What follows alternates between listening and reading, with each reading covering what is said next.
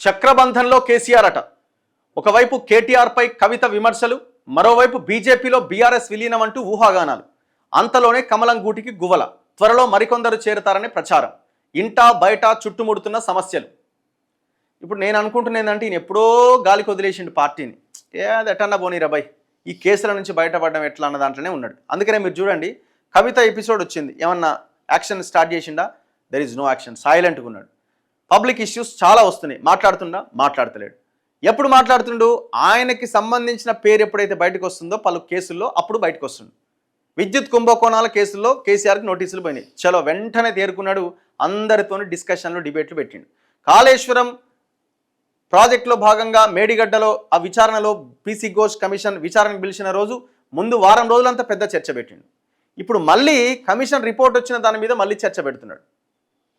గోల బాలరాజు ఎటుపోతేంది, పార్టీ ఎటుపోతేంది, ఎటు సర్వనాశనం అయితేంది, నా పేరు లేకుండా నేను చూసుకోవాలి, నేను ఇబ్బంది పడకుండా చూసుకోవాలన్న ప్లాన్లో ఆయన ఉన్నాడు. నేను అనుకోవడం పార్టీ ఈ వ్యవహారం మీద ఆయన దృష్టి పెడుతున్నానైతే నాకు అనిపిస్తలేదు. ఆయనకు తెలుసు ఇప్పుడు ఎంత చేసినా ఏం చేసినా మనం సైలెంట్గా ఉండడం తప్ప మనం అంతకు మించి ఏం చేయడానికి అవకాశం లేదు. ప్రజల్లో పూర్తిగా బదనాం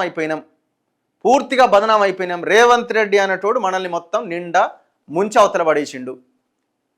ఆయన కూడా ఆయన స్ట్రాటజీలో భాగంగా సిరీస్ ఆఫ్ ది ఎపిసోడ్స్ నడిపిస్తున్నాడు.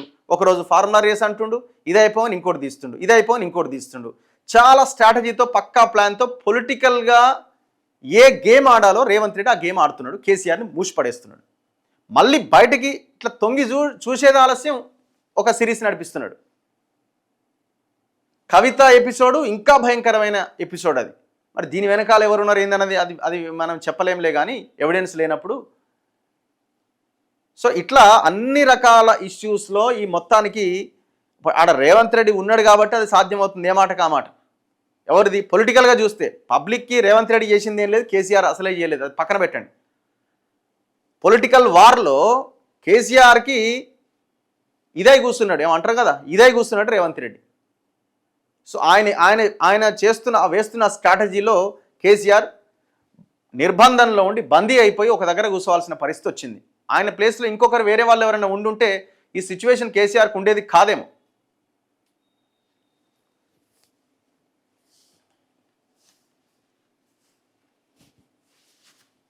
చలో చూడాలి మరి ఏం చేస్తే ఏం ఉండదు ఇంక అంతకుమించి ఎక్కడ.